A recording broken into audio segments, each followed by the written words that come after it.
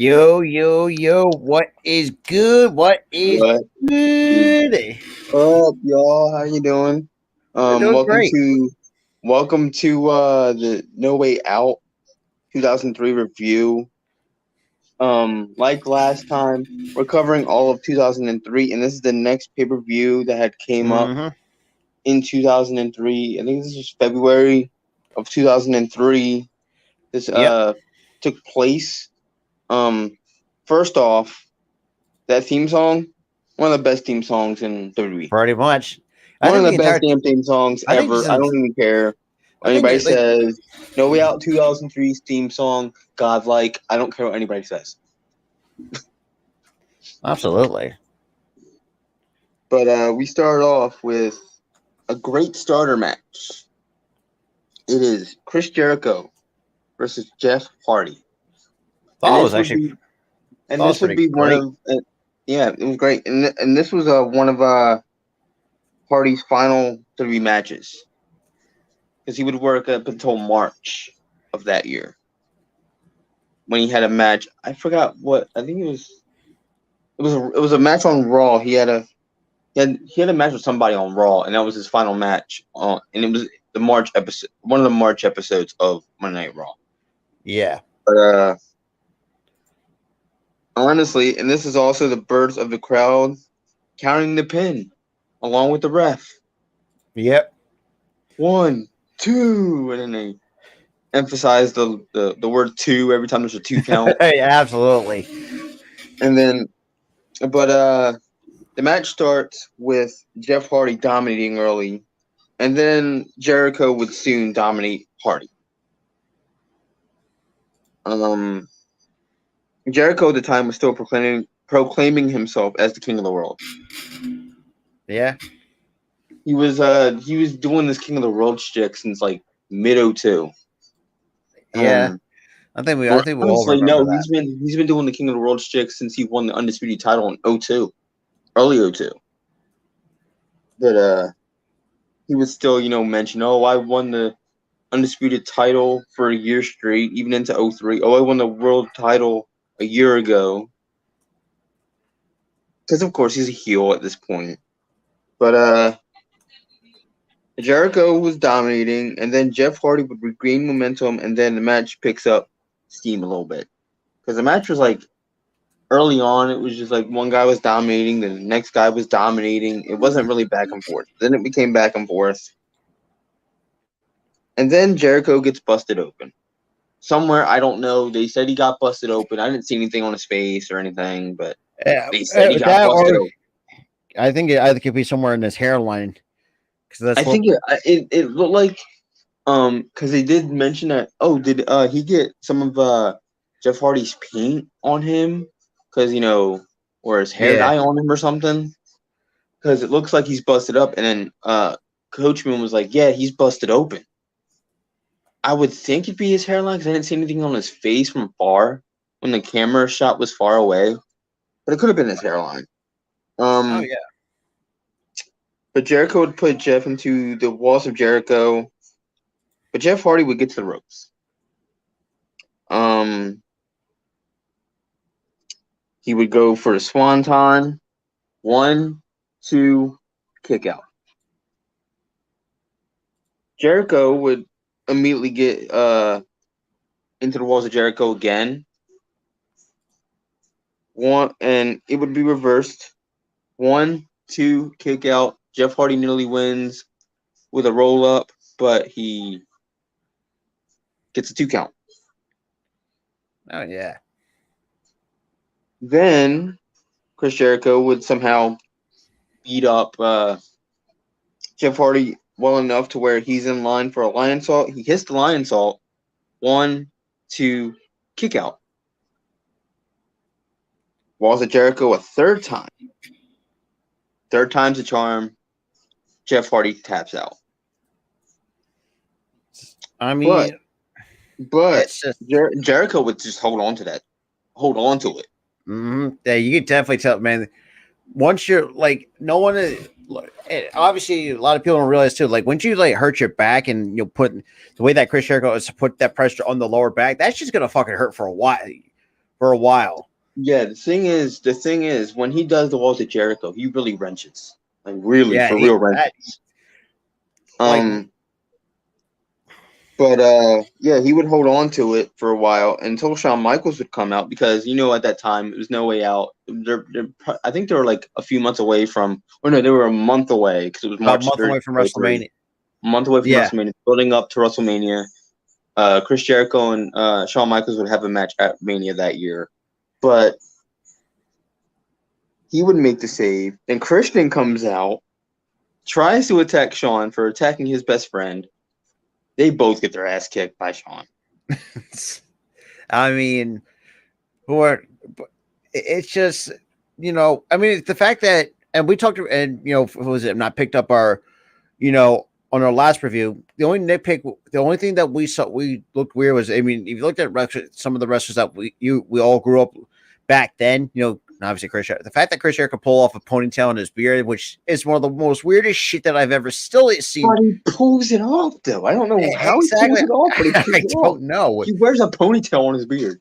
But I mean, Shawn Michaels looks great in 2003. Dude, Shawn Michaels, I feel like the dust to his rust had wore off.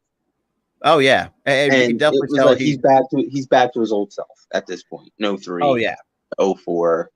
And he would definitely have he would have a 10-year run.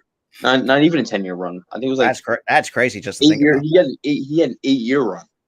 02 to 2010. And it is crazy. I mean, yeah, he was still young-ish because he was like in his 40s at the time. Which is, well, let's just be real. He was like in his like late 30s and the early 40s back in like in the early 2000s. But that's but I mean, so far you started like so far that's 2 pay-per-views so far with a great match just to kick it off. Great match to start it, yeah. And then we cut to backstage, and Kurt Angle is trying to coach Team Angle. Yep. And he says that Canada doesn't have gold medals, but we do. But yeah, really poking fun at a. And he would continue to jab at Canada the entire time. And I like, you really couldn't help just laugh, but admire something. It was funny. It was hilarious. He's like jabbing at Canada, giving us our props. Like if I'm not mistaken, too, this was still the same year Kurt Angle was still going his heel run, if I'm not mistaken, too. Yeah, his 02 heel run into 03 because he didn't turn face until maybe a few months later after. Okay. No, it was like the SmackDown after Mania because he would turn face right after Mania ended because he would give Brock his props. Yeah. And then Team Angle would come out saying, "What are you doing? We're supposed to be the asshole here, and you're over here being a nice guy. You're over here giving Brock his props. I mean, we're supposed to be hating Brock. But I think Kurt Angle realized this too. Like with Brock being the biggest, basically the hottest thing in the company. What about 2 years in? Like you could definitely see as a veteran, really given I guess you could say somewhat of a rookie some props. But I mean, looking at especially with the Team Angle, a lot of people don't realize was also managed by Paul Heyman. Paul Heyman, probably one of the most creative geniuses in the world of wrestling. But seeing Shelton Benjamin, probably, let's be real, I think the most underrated, I say criminally underrated wrestler at the time. And let's be real, for real, he was criminally underrated. I feel like he should have been a world champion at least one time. His first one. I mean, he's been an Intercontinental champion. I'll give him a lot of props for that. He's been a tag champion with Team Angle. He's been an Intercontinental champion. I think a multiple-time Intercontinental champion. I think 3 or 4 times, if I'm not mistaken, too. Yeah. I think he also used to held the US title, if I'm not mistaken, too. But I might be wrong. When he was the gold standard, his heel run in the late 2000s. Honestly, probably one of the best gimmicks that I've seen go. Shelton Benjamin. I love the gold standard gimmick, man. But it's just, and at the time you had some good tag team belt design. So I'll throw that a little in there for both Raw and SmackDown. Yeah, we're gonna throw the WWE under the bus. What the heck are you doing? Oh yeah. Now you're making a tag title design the same design as the world title, which is already ugly. What? Anyway, It's whatever. well, I mean, Whatever. I don't so far we get it. We get a good starting match. We got a good like this is like sometimes writing at its finest. Now, as crazy Yeah, as it sounds, honestly, back in the day, Vince was not a bad writer. like That's shit. the I mean, pay thing. per views were great to watch back in the day. He wasn't a bad writer. But we get to RVD versus or RVD and Kane versus Lance Storm and William Regal for the world tag titles. You know, I And mean, build up for this is that Lance Storm, William Regal, and Chief Morley, not Val Venus, Chief Morley. yeah. Hey, Screwed, it's screwed so over. weird thinking about that. It was like he kind of was like, I'm done with the whole porn star shtick. I'm gonna be this chief. I'm gonna be this Like heel an manager, executive, heel executive guy. I'm gonna get rid of the Val Venus name and be Chief like looking Morley. back at it, it's just like that's the like I still can't back. I mean, looking back so far, the first two pay per views, I can't get over it. Like And it's the yeah, it's like Chief Morley. I was like, Like what? who the hell is this moron? But then we And realized then it was Val Venus it's playing a just, chief character, but but he would screw over the Dudley Boys because he would win. He would act. They would win the titles. He would restart the match and they would immediately lose. yeah, shit, I So completely forgot. there was barely any build up for this match. It was just for Basically, this some is basically like reason it's basically thrown together with no context. it was thrown together with no context. The feud was really Dudley Boys and Yeah, and Storm and Regal, but they would just throw in RVD and Kane because they were the hot team to the fans. yeah, which is crazy enough to me when Kane was actually in shape at the time. And let's be Dude, real. Kane back in 02 and 03 was ridiculously jacked until he And got unmasked and lost it. yeah, and that's when and you can definitely tell he started to let himself go after that because I feel like when Kane had his mask, like he was in the best shape I've ever seen this man in. Standing at 7 feet tall, about 7 feet tall, about 300 plus pounds, like 325 pounds. But Like here's this, the thing: with 325 pounds, that was all toned. that exactly. That's like That was pure muscle. But then it turned into pure fat after like 04. yeah, after '04, it just was not great ever since then. We know about RVD, and another thing too. I think Tyler actually made the correction all stream about RVD not having a heel run at the time when we did our Yeah, he actually did debut as an alliance member in 01. yeah. So he was a heel. Probably one of the most underrated storylines. He wouldn't turn face until that triple threat match in like late 01 with Stone Cold. Because Stone Cold screwed him. Yeah, that is true. And also think too that this is where I think RVD coming into it to No Way Out also was like we said was super over with the fans. I mean, both so far in both pay per views, you know, and I mean, like, you just have these certain wrestlers, some pair well, which is weird looking at it.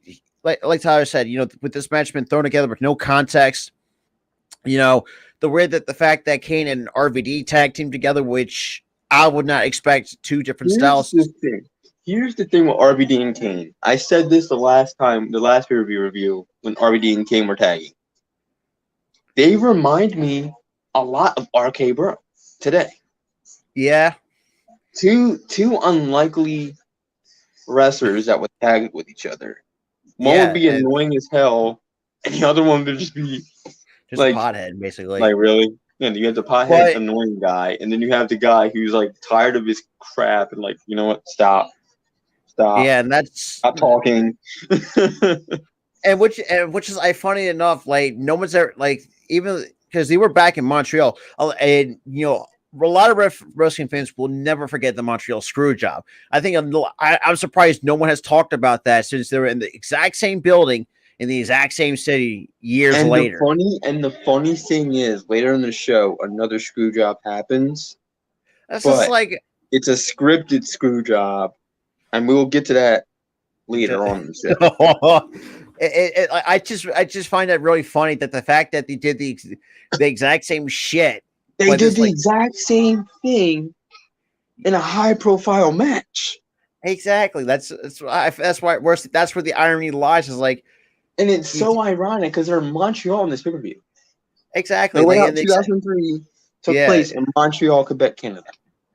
and at the Bell Center, well, let's but that's just besides the point. But let's be real. I mean, overall, like if you looked at the early WWE pay per view set designs, No Way Out Dude, I actually really like design no Way Out, way, no.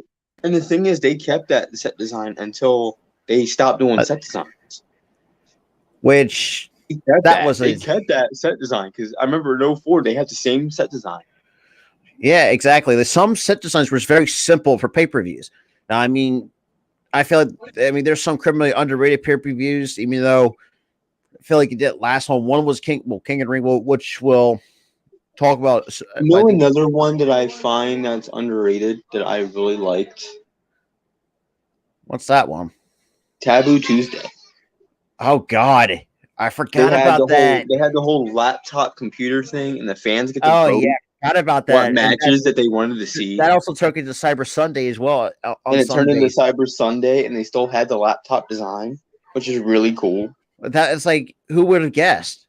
But that's besides the point. But No Way Out, because the way we see it, because like we know that the Royal Rumble, they have a thing for a lot of wrestling diehards. Like we grew up on, there's a thing called the Road to WrestleMania. That starts with the Royal Rumble, which is the very first pay per view on that Here's the corner. thing, Rob. The road to WrestleMania has not died. So I don't know. No, I get there's some people pay per views that did die, like No Way which Out, yeah, and stuff like that. Like, yeah, but there's still road to WrestleMania. They just have new pay per view names and stuff. but some that's Like Payback and Battleground and all the other crap. Stomping. Well, thank God, don't bring that back. But Roadblock, I really like because it's like, oh, the Roadblock was an interesting one. But Roadblock to Mania. Who's making it? Who's not making it to Mania? I like that. I like that. That's an interesting concept to think about. Like who's going to be that one person to be the Roadblock? But and then obviously off screen, Tyler made the most bad pun of all time. About talk about No Way Out. It's like I literally had to shake my head. Don't mention it. I regretted it as I typed it. I was like, no way out for you guys, or whatever the heck I said. No, whatever it was, but there's no way out for you guys. I literally shook my head. Like I was like, why did I say that? But so far, we already had a good starter match. We have two. I guess you can say two backstage segments at the same. But let's get to this match because we kind of we went off the beaten path. Track a little bit. I mean, Lance Storm would Lance Storm would immediately go. Lance Storm would immediately go for a headlock. RVD would immediately get out of it, hit him with a spinning back kick. Regal would tag in. Kane would tag in. Kane will beat up Regal. 1, 2, no. Storm would tag in. Kane will beat up Storm. And then they would do a double team. They would do a double team Rolling Thunder. But Regal would pull out Storm. RVD would climb the top rope. He would get thrown super far. From the top rope to the barricade. And he's incapacitated for most of the match. Storm would dominate. Actually would fight RVD. Instead of being technical, he was like punching him. He wasn't even trying to be technical. He was punching him. Oh, yeah, absolutely. Which shocked me because I thought he would be technical in this. Regal would tag in. RVD, who is now fighting back, attempts to roll him up, but Regal tags in Storm. Wow, he's reaching for Storm as RVD is trying to roll him up. Roll up by RVD, 2 count. Kane would tag in for the hot tag.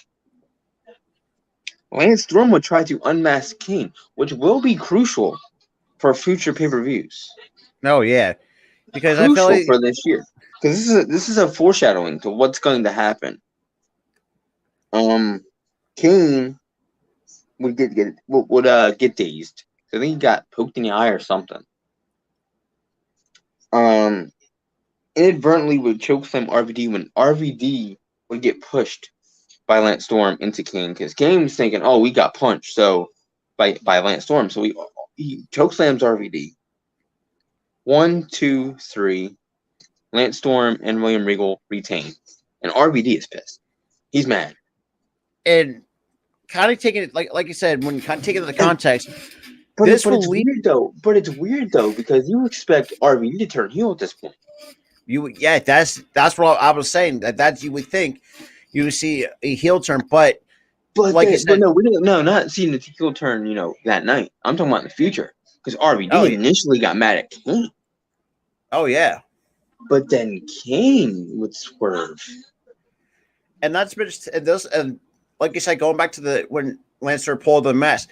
That's you could, and for those who remember, that was like a huge foreshadow of what was to come. Huge foreshadowing. What's to come. Literally, that's the best foreshadowing at its finest in 2003. Yes, very good storytelling. And then we cut the backstage, and Matt Hardy was being interviewed. We won, I won, and oh god, I cruiserweight, and I cut weight and other stuff. And then he would walk into Jeff Hardy, who's beaten and battered, who had lost his match. And the build up for that match is that Jeff Hardy was losing a lot. He wasn't winning matches. Yeah. And Matt Hardy would mock him for losing matches. Jeff Hardy rears back, slaps the living heck out of like that. You tell him slap and taste out somebody's mouth, that will do it. You heard that. You heard a pop. Like when literally. And now, this is where I will definitely would nitpick. It's like, when you think of a cruiserweight, it's like under 200, I think it was barely over 200. It was like 200, 205 to maybe 220. Yeah, exactly. He had to cut the 220. At the very least, to get this cruiserweight title match. And this would cut into the cruiserweight title match. Billy Kidman versus Matt Hardy. I will say this too, off topic. Billy Kidman was another guy that was very underrated underrated, Matt, dude. I'm sorry, you can't tell us otherwise to a guy. I think he was also over too, if I'm not mistaken, too. Man, my memory's kind of foggy. The one thing that bothered me about his run, they gave him a bad heel turn, and the reasoning was so bad too. Oh yeah, I remember that like it's yesterday. The reason why he turned heel is because he didn't want to hurt his opponent. I was like, huh? Like what? That's why he's a bad guy, because he doesn't want to hurt his opponent. Like, that's kind of a good guy move. What?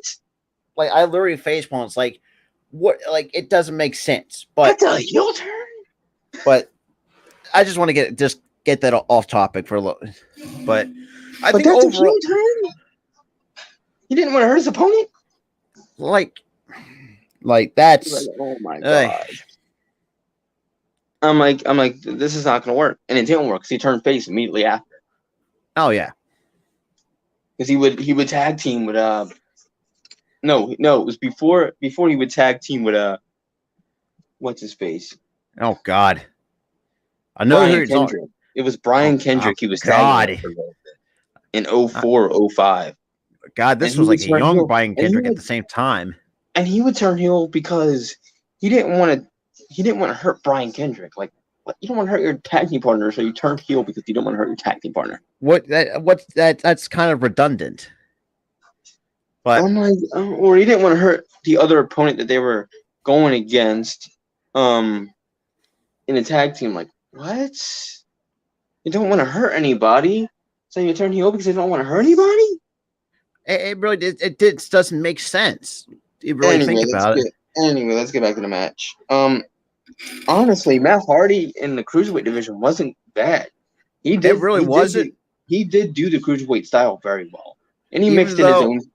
He did mix in his own powerhouse style when he was a bigger guy. But it was a good mix though, for as weird as it was. Seeing Matt Hardy wrestle for a cruiserweight championship. But Kidman was immediately put into a spot where I cringed. Mm-hmm. He's on the apron. He's on the apron. Matt Hardy grabs him, whips him back first into the steel post. Oh boy. Oh my god, I cringed. I'm like, he didn't even cover up or nothing. It was just back first. Right No, like God, Jesus Christ! I feel bad for his back. You had to feel bad for his back. I think overall, and not so much. This also applies to the fact that he also had fuck, what was his name? Shannon Moore. If that was his name. Shannon Moore. Yep, he was part of the group. He was part of the version 1 Matt Hardy little group that he was in, and it was also, I think, 02 and early oh no, it was before they introduced Crash Holly into the group for a little bit. Oh God, Crash Holly was in there, and before he got released because they didn't know what the heck they were doing with Crash Holly. No, yeah, because so they just threw him into the group. He didn't even fit, so they fired him. But that's besides the point. But the fact that Matt decided to cut to 220, which is weird though, because you would think Matt was like a ground and pound type of wrestler, which we know he was the guy that would, he would hit high flying moves, yes, on occasion, but he didn't do it all the time. It was more Jeff's speed. Yeah, he would be the more ground based guy, and Jeff would be the more the aerial type flying guy. Yeah, you would think Jeff Hardy would be in the cruiserweight division. I wish that he wasn't. I would definitely see that. And they moved him to SmackDown to be in the cruiserweight division. He would have tore it up in that division. Oh, absolutely. I think he'd been like he would have been a multiple time cruiserweight champion. That's for sure. He would have tore it up. But that's besides the point. Instead, they kept Matt on SmackDown and put him in the division when he. It worked well for him. But it just didn't seem I rather would have had Jeff in there. But yeah, I think so far it's still it's a good show to really start off almost a quarter of the way into the show. Yep. But Matt Hardy's weight would get questioned throughout the entire match. Mm-hmm. And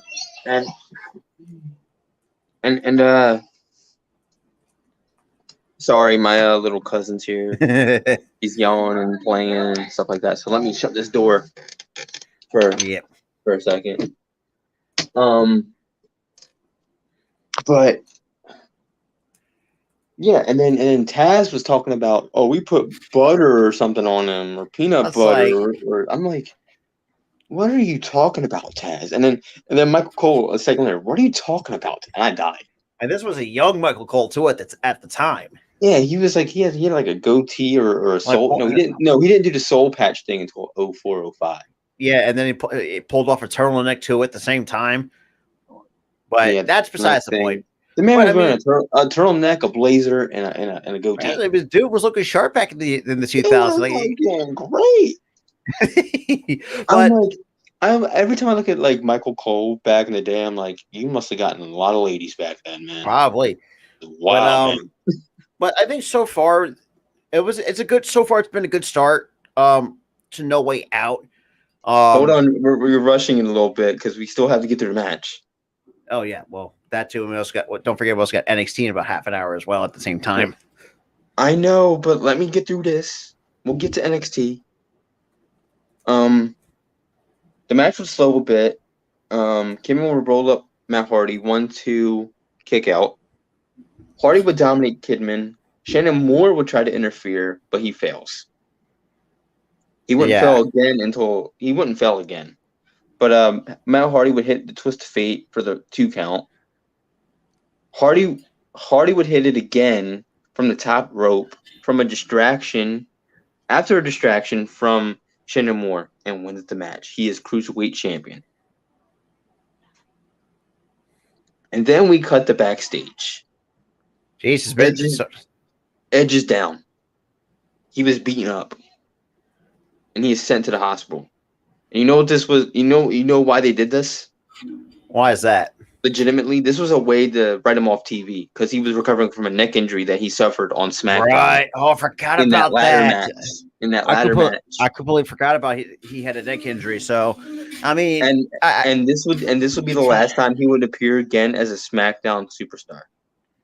That is crazy to really think about. He wouldn't return for a year, and he would return after a year on Raw instead of SmackDown. Because in the draft, he would be traded to. In the draft, he would be drafted to Raw. Oh yeah, The absolutely. day he returned was the day of the draft in 2004, and he would return to Raw. Oh, absolutely, absolutely. Then we go to another match, Undertaker versus Big Show, and I still hate the build up to this match because it screwed Canyon over. And the reason why they did it pisses me off to no end. Oh yeah, I know exactly. In 2003, he came out as gay, so Vince was like, "Nah, we're not pushing you. We're not pushing you because you're gay." Like what? Too at the same time. And that's one of the reasons why I forever hate Vince the person. Because the 2000s the 2000s WWE was kind of ruthless towards those who not 2000s WWE. I'm talking about Vince in general. Even today, he wouldn't push. Even today, Vince would not book a gay wrestler to be at the top. Which is Sonya Deville got screwed right after she came out as gay. Darren Young got screwed right after he came out as gay. And killing it outside the company. And he's one of the champions in New Japan. I think he's their strong champion. Yeah. But yeah, I hated the build-up because Canyon got screwed because he was gay. I hated it. And the way they did it was humiliating as hell. Come out as boy George just to get jobbed at the Undertaker. Like, what the hell, man? I'm looking at that. It's like, no goddamn way. Like, I literally was shaking my head. Since like I literally watched it earlier, and I was just shaking my head too. Like, why would they do that to Canyon? Like you can't. That was just so bad. I'm like, this is right after he came out as gay. Right after, because he came out in 2003. And they screwed him over because of it. And it pissed me off. I think pretty much pissed the entire wrestling world off. Everybody was pissed, and everybody still says it too, that they screwed Canyon because he was gay. Even Canyon said it before he, died. Yeah, he said it that they screwed him. But we go to the Undertaker versus the Big Show, and the Undertaker's mad. He is fuming, and he would immediately. He didn't even let Big Show get in the ring, and he would get out of the ring, punch the living heck out of Big Show before the bell. Then he gets in the ring. He casually gets in the ring, and then just gets out of the ring, beats up Big Show. Then he immediately hits the apron leg drop, grabs a chair. And then he goes to hit Big Show the chair. Big Show punches the chair. I don't know how he does it without hurting his hand every time.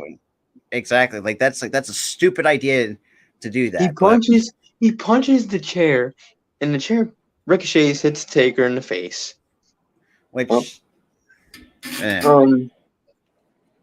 Big Show or Taker would dominate Big Show still. Right after, he would get momentum back. Nearly picks up the Big Show, but Big Show's weight, makes his knees buckle and he falls. Show would dominate Taker. Taker would fight off Show for a bit, but Show works on Taker's injured back. He would injure his back on SmackDown the week prior. Yeah. And you would see that in the build-up to this match. Taker would get busted open from a headbutt. And I mean, yeah, he really, that's a legitimate. Big Show literally was like Katsuyori Shibata with the freaking headbutts. Head-on-head collision. Poof. If you don't know who Katsuyori Shibata is, watch some New Japan. I haven't heard that name in years. I know who you're talking about. No, I'm talking to the fans though. Like, if you don't know who Katsuyori Shibata is, watch New Japan. Or look his matches up on there, and you will see what I'm talking about. Look up his match with Okada, where he injures himself, and you will see what I'm talking about. The crowd would chant Taker the entire time, and the crowd was alive the entire show. the entire show. Undertaker would get second wind. Taker tries his chokeslam show. Can't pick him up. Now, Then he's like, all right, let me go old school. Goes old school, connects. Then both try to chokeslam each other. Both can't do anything. no. Taker would go for the last ride, but can't pick up show. Why are you trying to pick up show at this point, man?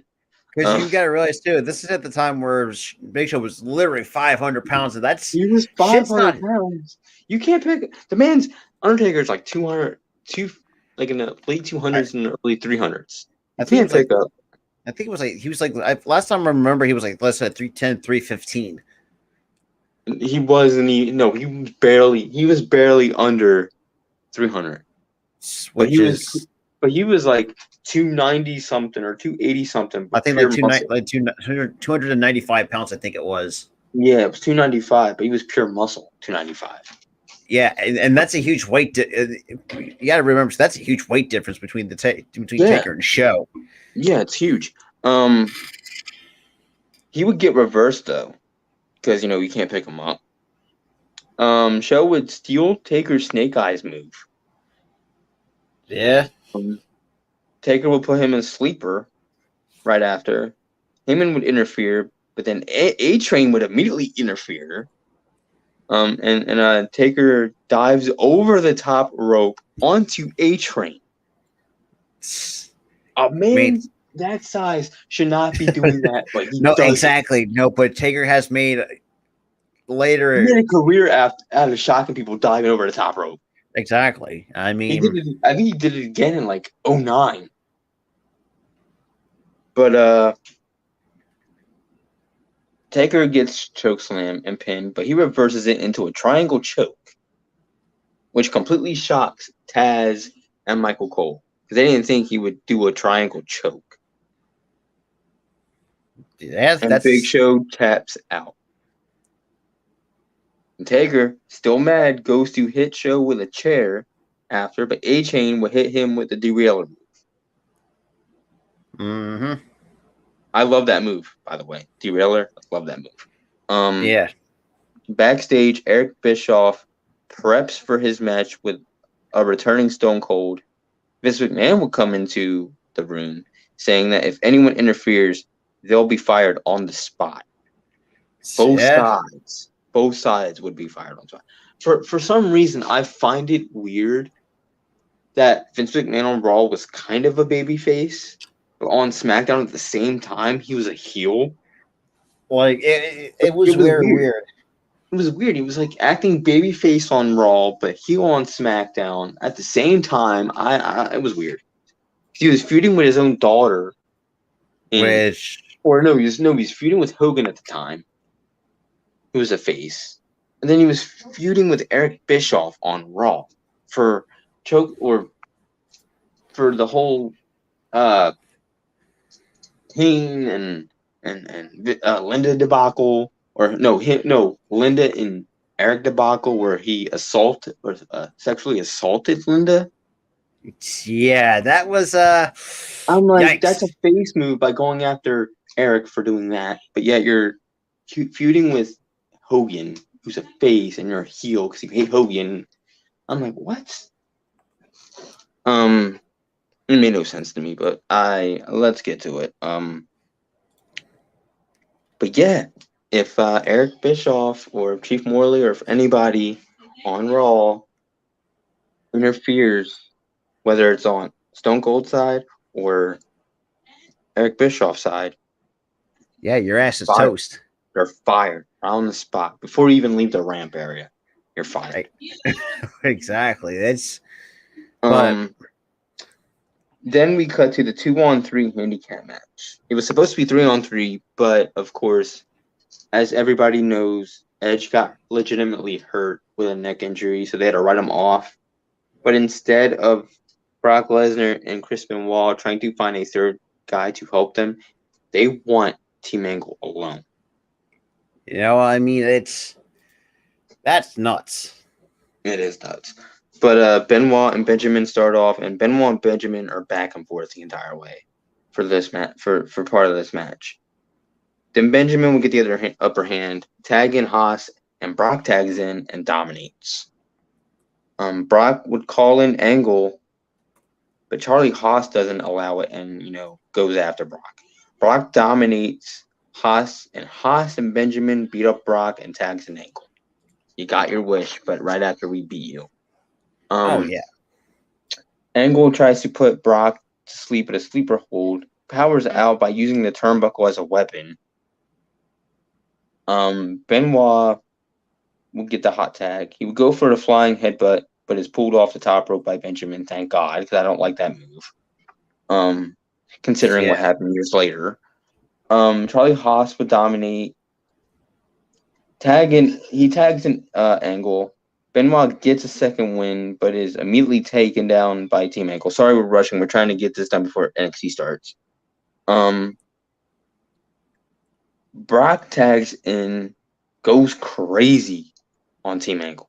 Like, crazy. Mm-hmm. Tags in Benoit, crossface, and at the same time, an ankle lock, or no, Benoit would put Angle in a crossface.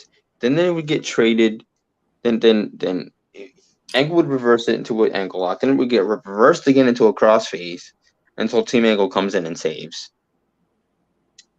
Then Brock would come in, F5 both Team Angle, both members of Team Angle, and then Chris Benoit, who is the legal man, gets a crossface, and Angle taps out.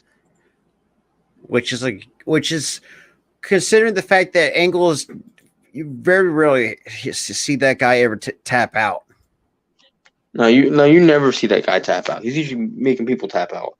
And then we cut to a match that I would like to skip talking about because the hell was this match? Oh, that's right. We did talk about we did kind of talk about it. Well, but we don't want to kind of go on about Here's it. the thing: we talked about the last match, or the last time they faced each other, which was last month's pay-per-view. Mm-hmm. This month it was part 2, and it was just as bad, if not worse. God, it's like you screw the first time around, you don't do well, and then you completely fuck it up the second time. But the problem is it wasn't Triple H's fault. It's Scott Steiner. He botched it again in this match. He botches again so much in this match. It's another bad one. I don't want to talk any further about it. Nope. I'm just saying. Thank God Evolution came. Thank God Evolution came out, made the save. Triple H wins, saves the entire thing. The entire and part of that match saved. Triple H wins. Yeah, so it won't be so much of a botch fest like part 1, basically. Scott Steiner would literally fall off the card, and deservingly so. Right after this. Yeah.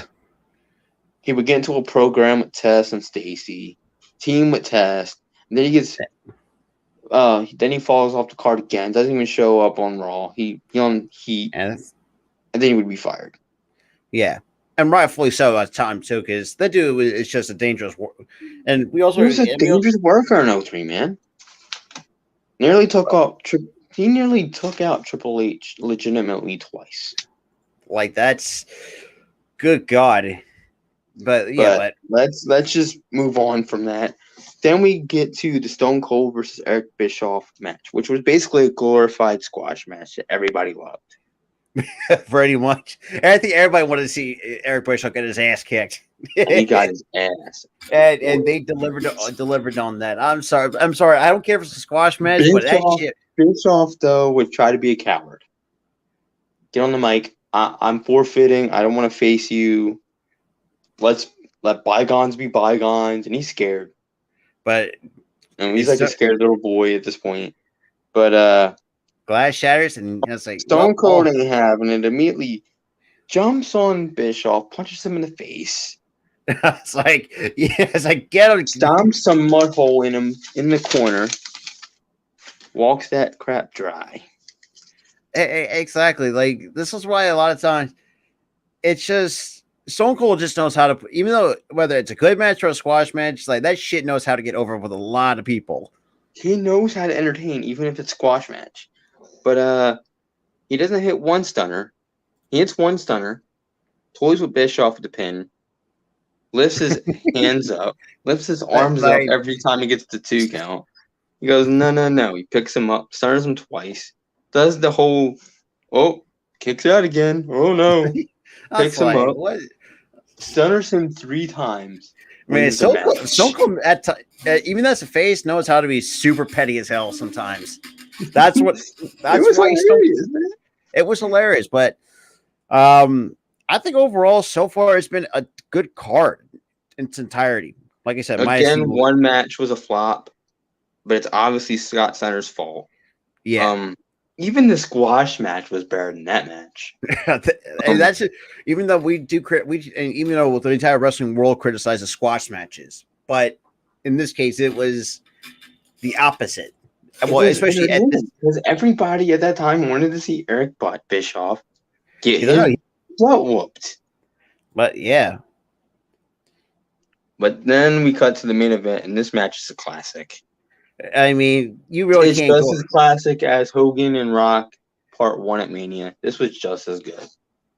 And I think that this was a good match in its entirety in its own right at the same time. And don't worry, I don't have much written down here. But this would be Rock's final match as a SmackDown wrestler because he would soon get drafted. He would soon just leave. I think he also went Hollywood at the time too, if I'm not mistaken, 2003. Hollywood Rock. Yep, he had that long intro. It was petty as hell, dude. That long intro. Skyline. Exactly. The Hollywood skyline. It was so petty because it was like he didn't want to come out until the music ends or something, or whatever the case ends. It was so petty. Oh, exactly. I loved it. And then the music hits. He comes out. But I mean, so far he would keep that gimmick until 04, and then 04 he would turn face when he returned. Oh yeah. To team up with Mick Foley, and then he would come around again, helping Eugene of all people. Yeah. As a one-off appearance, which I loved in 04. Yeah. But it would be his final match as a SmackDown wrestler because he would go to Raw. Yeah, but I think so far, try not to waste any more time. But if those who love NXT, we got you guys covered on a good old watch party of NXT. Well, no longer 2.0, but immediately after this show, we're going to absolutely. So you ain't missing a damn thing. You're not missing nothing. But Hogan would get momentum, only for Rock to get momentum back. Rock would hit a rock bottom early, but he didn't incapacitate Hogan enough to get the 3 count. He gets a 2 count. He would take off Hogan's belt, the weight belt. Oh yeah. They would use. Take it off. He would take it off and whip Hogan's back with it, and then. And Rock would put Hogan in the sharpshooter. Hogan powers out. Like, he kind of half hulked up and got to the ropes. And then Rock would hit Hogan with a clothesline outside the ring. Grab a chair, then hits Hogan. But the hit doesn't even affect Hogan. Hogan no-sold a chair shot. That's in itself. Like, nowadays, it's chair shots. But here's the thing. It was a chair shot to the head. How do you no-sell a chair shot straight to the head? He didn't even cover. He no-sold it. Oh, actually, definitely. But Rock would go for the people's elbow, hits it, then he hits another people's elbow, only for the pinfall to fail, and Hulk Hogan hulks up. Mm-hmm. And when he finally gets momentum, the lights go out. What's going on? The lights just went out of nowhere. The ref is down, but oh no. The ref got pulled. The ref was out of the ring. The original ref is out of the ring. The new ref that's in the ring is Sylvain Grenier. Wow. Sylvain Grenier from France. From France. The French guy. Oh boy. He debuts as a corrupt ref. Shit. And Vince is involved because he came out and he smiles. the entire time this happens. Rock would win. Not only did Vince screw Brett in Montreal, he has now screwed Hogan in Montreal. Which is that's where the irony comes into play. That's where the irony comes into play here. Show ends with Rock giving Vince a handshake and walking off. Back to Hollywood Rock goes. Until he comes back on Raw later that year.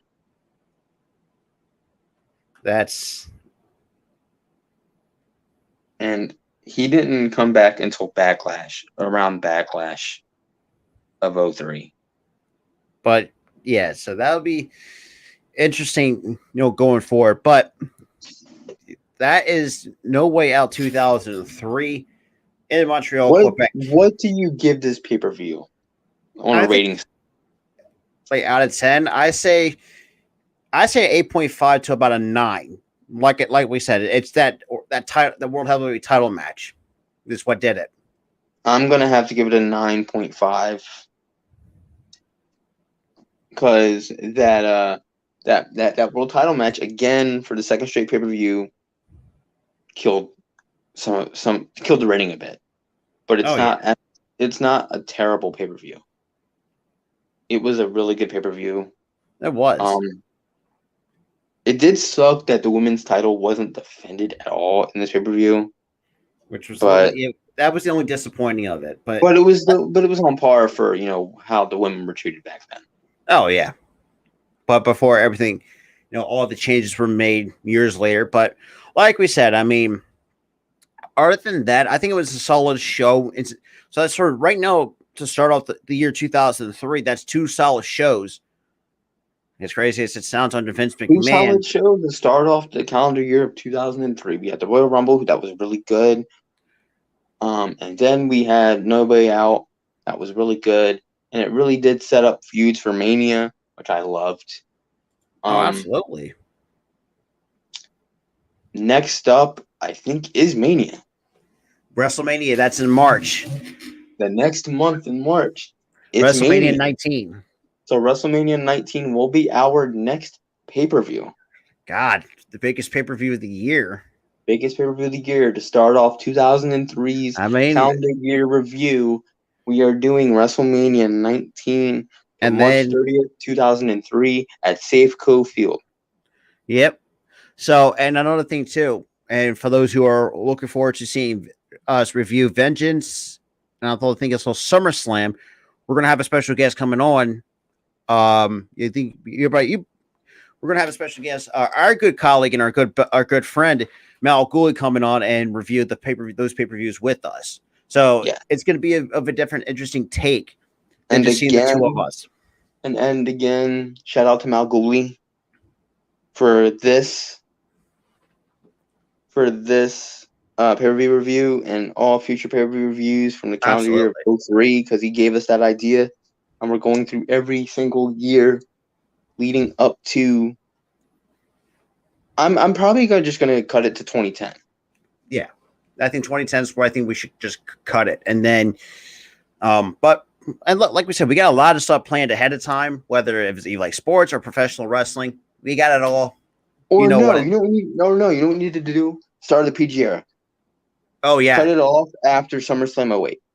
Yeah, that's what I'm thinking. That's a good idea. But other than that, we're going to cut this short, so we're not going to keep you too long because NXT is going to be starting up in about a couple of minutes. So stick with me and Tyler on that. So with that being said, we'll see you in a couple of minutes for NXT. Peace.